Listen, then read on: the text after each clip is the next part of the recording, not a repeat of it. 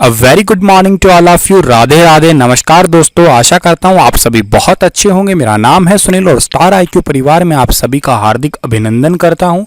आज है 4 जुलाई और 4 जुलाई 2020 के करंट अफेयर इस पर्टिकुलर वीडियो में हम लोग जानने वाले हैं। अगर आपको इसका पीडीएफ चाहिए तो आप मेरे Telegram channel star IQ PDF पे चले जाइएगा। आपको ईजिली मेरे द्वारा पढ़ाए गए सभी लेक्चर का पीडीएफ फाइल मिल जाएगा। पहला हमारा आज का क्वेश्चन है कि हाल ही में किस राज्य सरकार ने कौशल कनेक्ट फॉर्म लॉन्च किया है। तो अभी हाल ही में कौशल कनेक्ट फॉर्म लॉन्च किया है कर्नाटक राज्य ने, यानी कि बी ऑप्शन जो है इस क्वेश्चन का हमारा बिल्कुल ठीक रहेगा।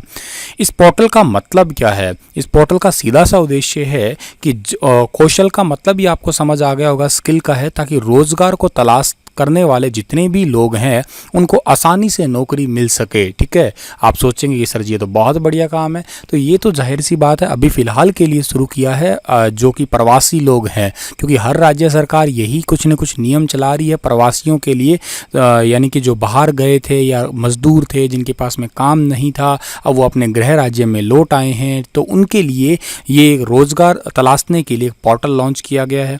बात कर्नाटक की हुई है तो मैप में देखिएगा ये रहा कर्नाटक। कर्नाटक की राजधानी बेंगलुरु है। अच्छा, बेंगलुरु को हम लोग ना गार्डन सिटी ऑफ इंडिया भी कहा करते हैं, ये याद रखिएगा आप लोग। ठीक है, या इसको बेंगलुरु को ही हम लोग साइंस सिटी कहते हैं, बेंगलुरु को ही हम लोग सिलिकॉन सिटी ऑफ इंडिया भी कहते हैं। बेंगलुरु में इसरो का हेडक्वार्टर है। इसरो जिसका फुल फॉर्म क्या है? Indian Space Research Organisation. और जो कर्नाटक है, कर्नाटक की राजधानी तो बेंगलुरु हुई है। मुख्यमंत्री का नाम BS येदियुरप्पा है। राज्यपाल का नाम वजुभाई वाला है। कर्नाटक उच्च न्यायालय के मुख्य न्यायाधीश का नाम क्या है? अभय श्रीनिवासन ओका। कर्नाटक के अंदर लोकसभा सीटें कितनी हैं? 28 है। राज्यसभा सीटें कितनी हैं? 12 है। और विधानसभा सीटें कितनी हैं? 224 है। भारत का ये वो राज्य है जहां पे कॉफी सर्वाधिक होती है। अगला हमारा क्वेश्चन है कि हाल ही में किस इंडियन ओवरसीज बैंक के पद से जो है वो रिटायर हुए हैं? कौन से व्यक्ति ऐसे हैं जो इंडियन ओवरसीज बैंक के पद से रिटायर हुए हैं?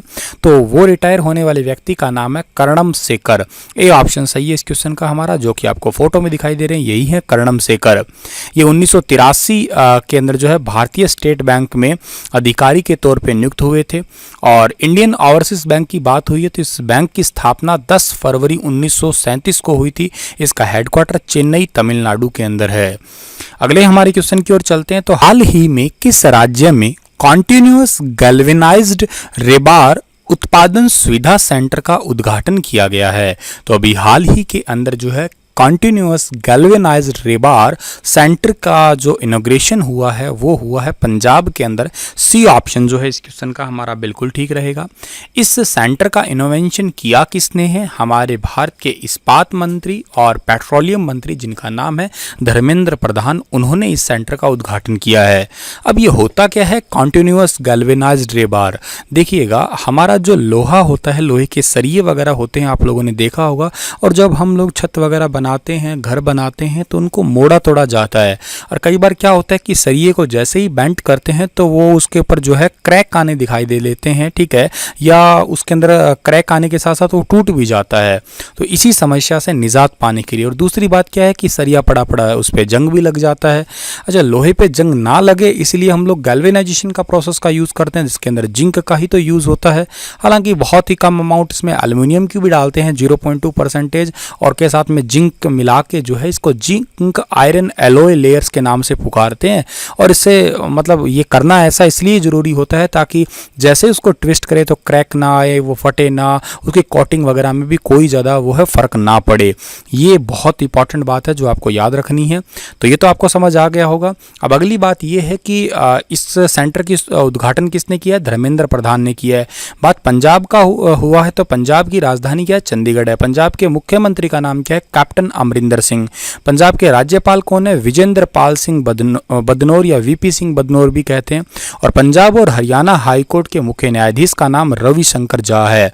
पंजाब की लोकसभा सीटें कितनी है? 13 है। राज्यसभा सीटें कितनी है? 7 है। और विधानसभा सीटें कितनी है? 117 है।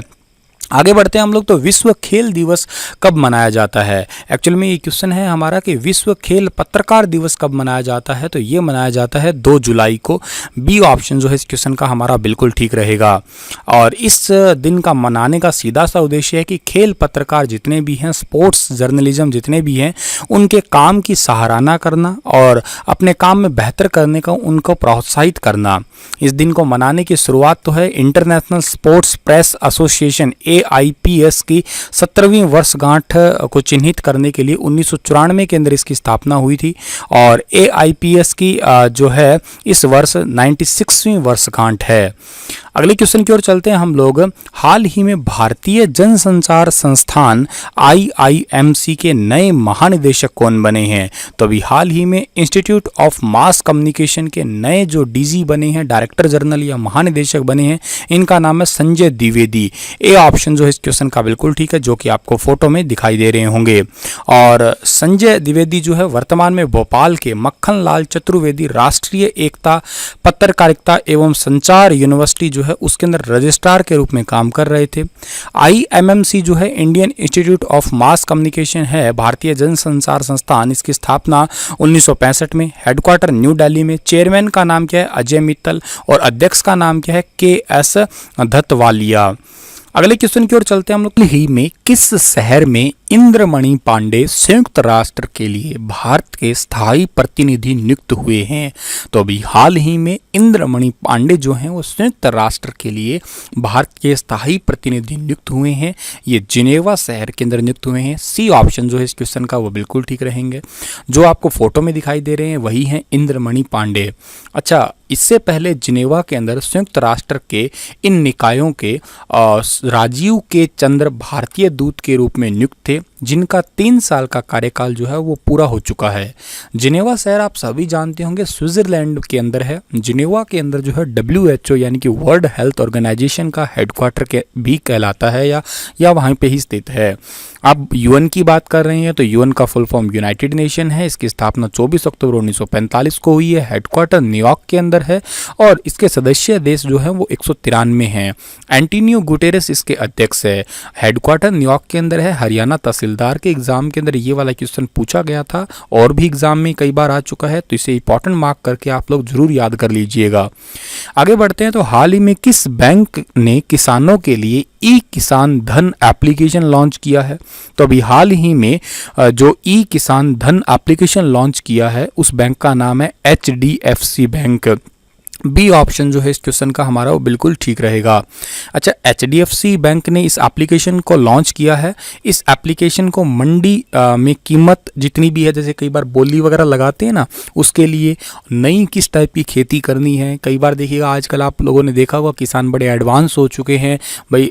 कम एकड़ ज़मीन होने के बावजूद भी जो है वो अच्छी कमाई कर रहे हैं। मैंने अभी रिसेंटली किसान जो TV है दूरदर्शन का, उस पर नोटिस किया था। 2.5 एकड़ एक आदमी के पास में ज़मीन है।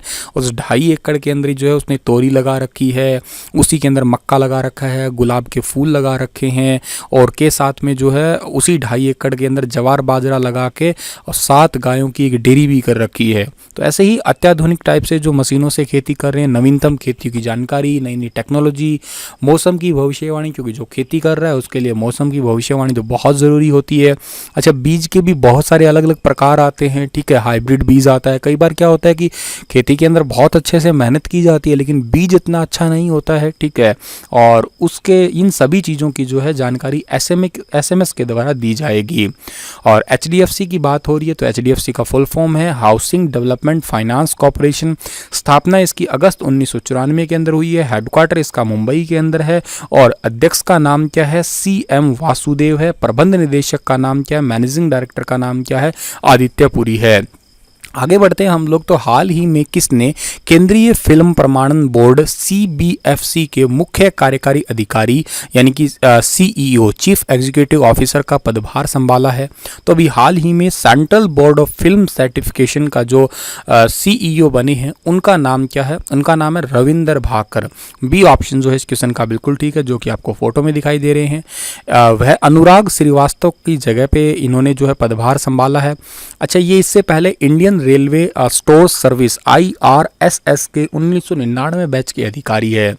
अच्छा, central board of film certification की बात हुई है, इसकी स्थापना 15 जनवरी 1951 को हुई है। हेडक्वार्टर इसका मुंबई महाराष्ट्र में है और इसके अध्यक्ष का नाम प्रसून जोशी है। ये इंपॉर्टेंट है, जरूर याद रखिएगा। अगला, हाल ही में किस देश की सेना ने निगार जौहर को पहली महिला लेफ्टिनेंट जनरल नियुक्त किया है? तो आपको जो फोटो में दिखाई दे रही हैं यही है निगार जौहर। और निगार जौहर को अपनी पहली महिला लेफ्टिनेंट जनरल नियुक्त किया है पाकिस्तान ने। बी ऑप्शन जो है इस क्वेश्चन का हमारा वो बिल्कुल ठीक रहेगा। इनसे पहले नियुक्त की गई अन्य 2 महिलाओं में प्रमुख जनरल में शाहिदा बादशाह और उनके साथ में ही शाहिदा मलिक हैं।